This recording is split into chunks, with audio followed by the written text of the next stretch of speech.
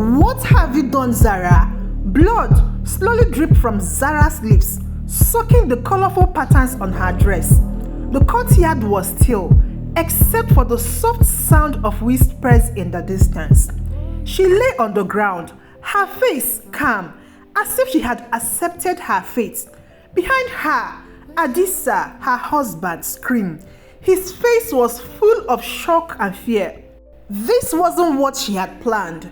This wasn't supposed to happen. "Zara!" Adisa shouted, rushing towards her. "No! What have you done?" "Zara!" His footsteps echoed loudly as he knelt beside her, shaking her shoulders gently. "Wake up, please. Wake up, Zara." Zara stayed still. She wasn't really dead. Not yet. She had tricked them all. Adisa cried as he held her, not knowing the truth, that she had used a special plant from the forest to make it look like she was dead. She had faked her death to escape his control. The potion made her heart slow down so much that no one could tell she was still alive.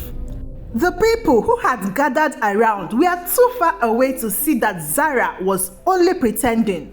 All they could see was a lifeless body and a man grieving over his wife. Whispers grew louder as the villagers watched. "She's really gone," one of them muttered, shaking his head. Adisa's cry echoed in the courtyard as the sun began to set, casting long shadows over Zara's motionless body. He had no idea what was really happening. Zara had planned this for many months now. She couldn't live with Adisa anymore. He was once kind and loving, but now he was different. He had changed. Adisa became angry and controlling. He never let her leave the house without him knowing. He wanted to know where she was every minute. She felt trapped like a bird in the cage. Zara knew she had to get away, but she couldn't see any way out. Adisa watched her every move, always asking her what she was doing. She felt like she couldn't breathe. That was when she decided that the only way to escape was to fake her own death. Zara had heard of a wise old woman who lived in the edge of the village. People said the old woman knew the secrets of the forest, the plants and herbs that could do magical things. Desperate, Zara went to see her. The woman warned Zara. "This is not a game," she said. "Once you fake your death, there is no going back. The forest doesn't forget." Zara didn't care. She just wanted to be free from Adisa, no matter what it took. After the plan was set in motion, Zara knew she would be taken deep into the forest where she could be buried in secret. Only her closest friend Amara knew the truth. Amara promised to help Zara disappear and start a new life somewhere else. As Zara lay in the forest, waiting for everyone to leave, she felt relieved. It had worked. Everyone thought she was dead. Soon, she would be free. But as the night grew darker, a strange feeling crept over Zara. It was as if the forest was watching her, waiting for something. Her heart began to race. Maybe the old woman's warning was true. Hours passed. Zara opened her eyes, blinking against the darkness. She was alone in the forest, lying in the shallow grave they had dug for her. Her body felt weak, but she forced herself to sit up. Something wasn't right. The forest was silent, too silent. There were no sound of birds or animal as it's supposed to be. The air felt heavy, almost like it was pressing down on her. Zara stood up, but her legs wobbled beneath her. She looked around, her eyes darting from three to three, and then she felt it. A cold breeze brushed past her, but it wasn't just wind. It felt like someone or something was there, watching her. Zara's heart pounded in her chest as fear crept into her bones. "Amara," Zara whispered, hoping her friend was nearby. But there was no reply, only the sound of the wind whistling through the trees. Zara's mind raced. She had to get away from this place. She began to run, her bare feet sinking into the soft dirt As she stumbled through the dark forest, the cold presence seemed to follow her, lurking in the shadows. The wise woman's words echoed in Zara's mind. Once you fake your death, there is no going back. She should have listened. Back in the village, Adisa was lost in his grief. He couldn't believe that Zara was gone. He had loved her deeply, but he didn't understand why things had gone so wrong. He locked himself in their house, refusing to speak to anyone. His mind was filled with guilt. I should have done more, he whispered to himself over and over again. I should have protected her. But as days went by, Adisa began to feel something strange. At night, he would hear Zara's voice calling out to him, Adisa, Adisa. The voice was soft, but it was clear. He would wake up in a cold sweat, looking around his empty room, but no one was there. Soon, he started seeing her too, a shadow in the corner of his eyes, standing near the window or beside the bed. It was always Zara. At first, he thought he was dreaming, but as the days went by, it became harder to tell what was real and what wasn't. Adisa couldn't escape her. The more he tried to forget, the more Zara seemed to haunt him. It was as if her spirit had never truly left. Zara ran deeper into the forest, her heart pounding in her chest. The trees loomed over her, their twisted branches blocking out the moonlight. She felt the cold presence again, closer this time. It sent shivers down her spine. She stumbled upon an old broken shrine, hidden deep in the forest. The walls were covered in strange markings, and the ground was littered with old bones and broken pottery. Zara's stomach turned as she stepped inside, hoping to find shelter. But inside the shrine, she wasn't alone. A figure sat in the corner, dressed in tattered robes. The figure's head lifted slowly, revealing pale, lifeless eyes that stared straight at Zara. You should not come here, the figure whispered, his voice dry and raspy like the wind. The forest belonged to the dead, and you are one of them now. Zara's breath caught in her throat. What do you mean? I'm not dead. I'm only pretending. The figure stood up, his shadow stretching across the room. You faked your death, but you cannot cheat the forest. Now you are trapped between life and death. The forest has claimed you. Zara backed away, her mind spinning with fear. No, this isn't real.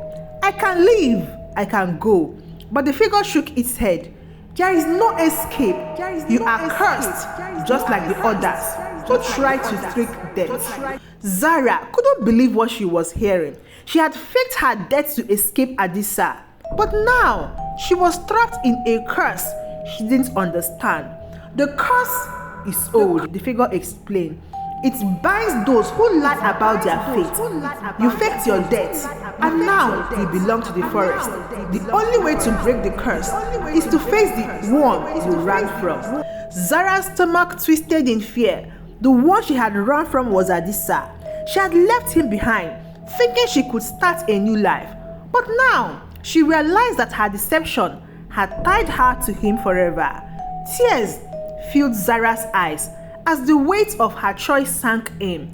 She had thought she could escape Adisa by pretending to die.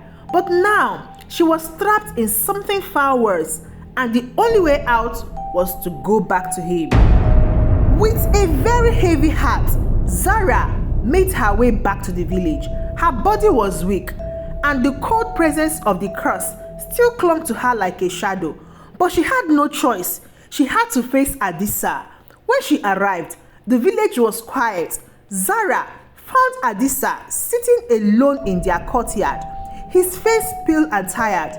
He looked up, his eyes widening in shock as he saw her standing there. Zara, he whispered, his voice shaking.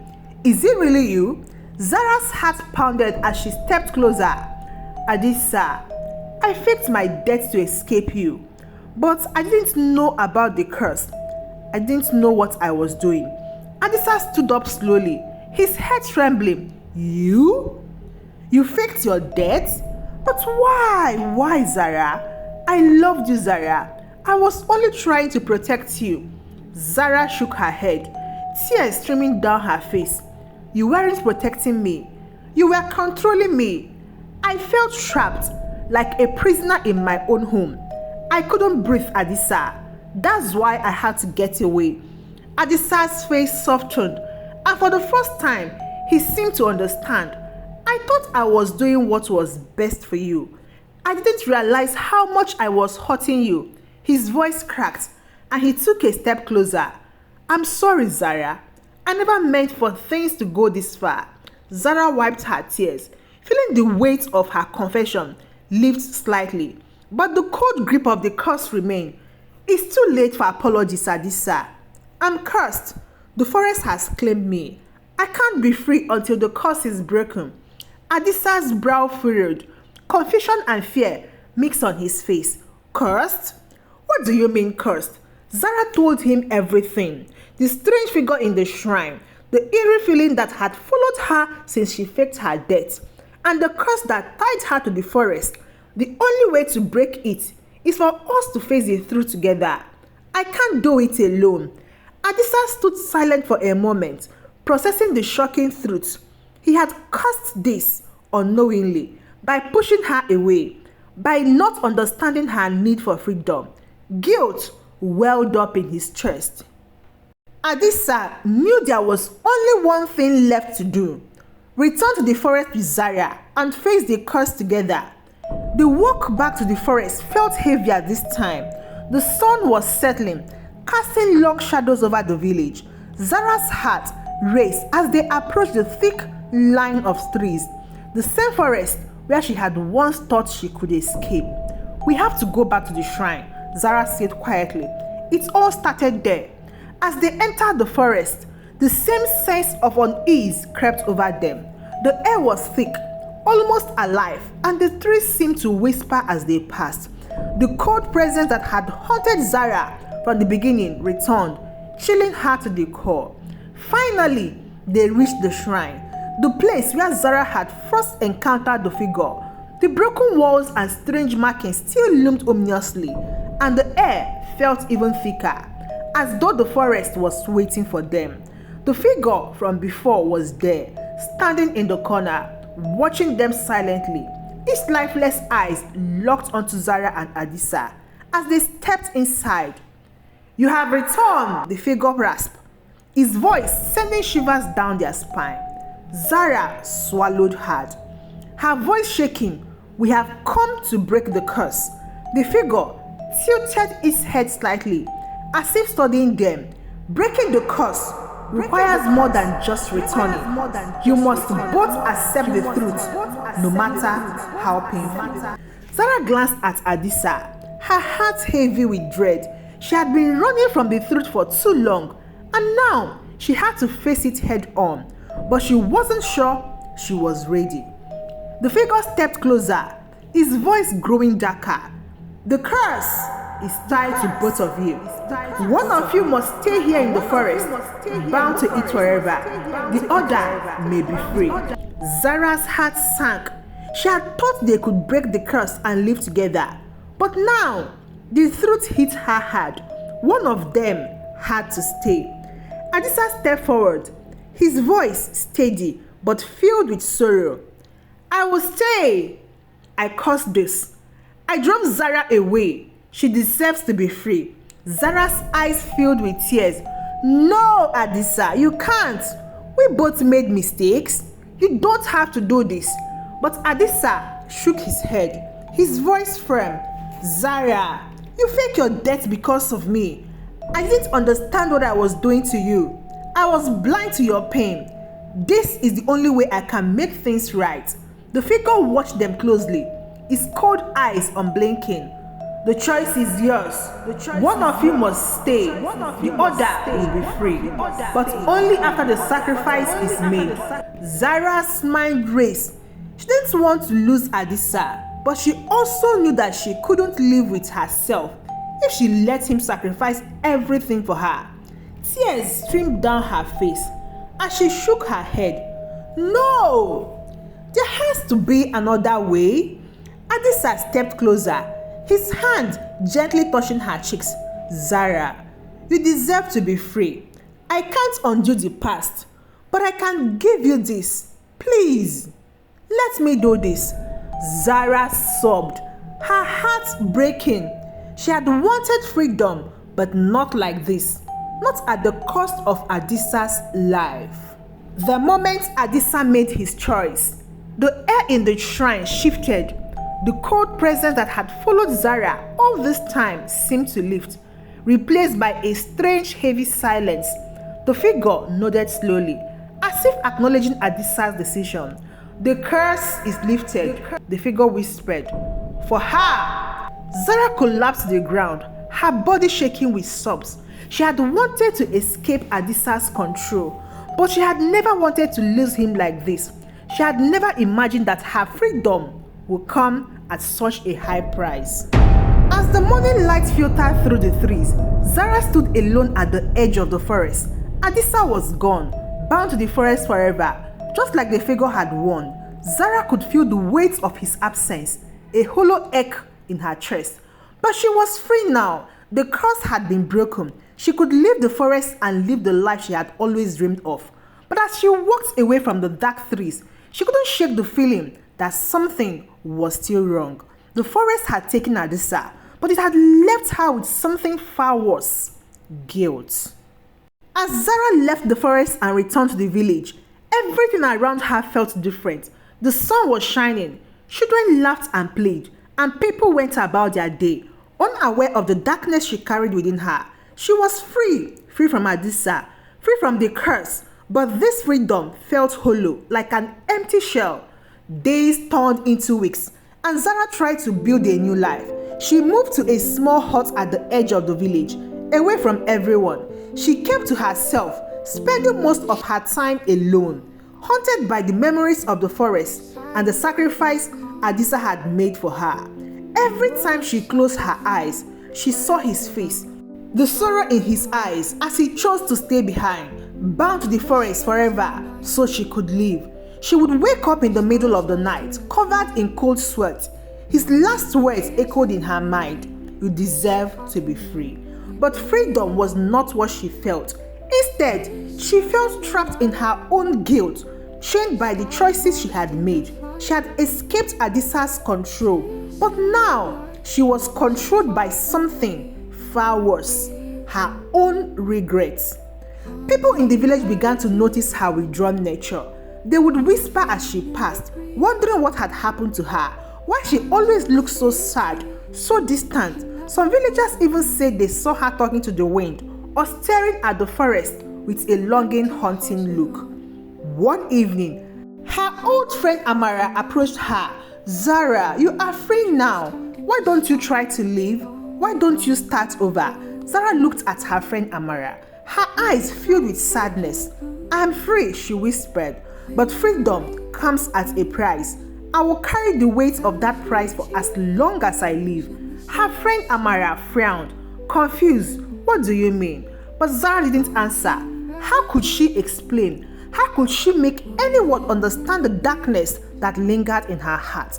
The sacrifice Adisa had made was something only she could understand, a burden only she could carry. She would often find herself standing at the edge of the forest, staring into the shadows, feeling as though Adisa was still there, watching her, bound by the curse that she had left him with. As months went by, Zara tried to live a normal life, but nothing felt right. She was free to go wherever she pleased, to speak to whomever she wished, yet she felt more alone than ever. Every smile felt forced, every word felt empty. She had dreamed of this freedom, but now it tasted bitter. One night, as she lay awake in her small hut, she whispered into the darkness, "Adisa, can you hear me?" Only silence replied, but she felt a chill run down her spine. A familiar presence lingered in the shadow. She closed her eyes and could almost feel him beside her. His warmth, his presence, it was as if he was still there, bound to her by the curse they had tried to break together. And she realized something painful, that perhaps in some way she would always be tied to him, that his sacrifice had freed her body, but not her heart.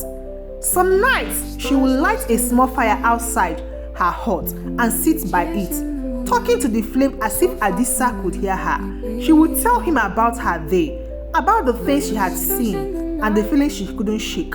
In her heart, she knew he was listening, that he was still with her, even if he was forever bound to the shadows. In the end, Zara found a strange kind of acceptance. She had once wanted to be free from Adisa, but she now understood that freedom came with responsibility. She would leave, but she would never forget. She would always remember the forest, the curse, and the man who had given up everything for her. As she grew older, Zara would often sit outside her hut, watching the forest with a soft, sad smile. She had learned that freedom could be both a gift and a curse, that sometimes the cost of love was too high. And as her life neared its end, Zara whispered one final message to the wind, hoping Adisa would hear it. Thank you. Thank you so much, guys, for watching. And now to you, my beautiful viewers. What would you have done if you were in Zara's place? Could you have lived with the weight of such a sacrifice? Share your thoughts in the comment section below. And don't forget to subscribe to our channel for more thought-provoking stories. Thank you for always watching. And may you find peace in the choices you make in life. Till I see you again in my next story. Goodbye.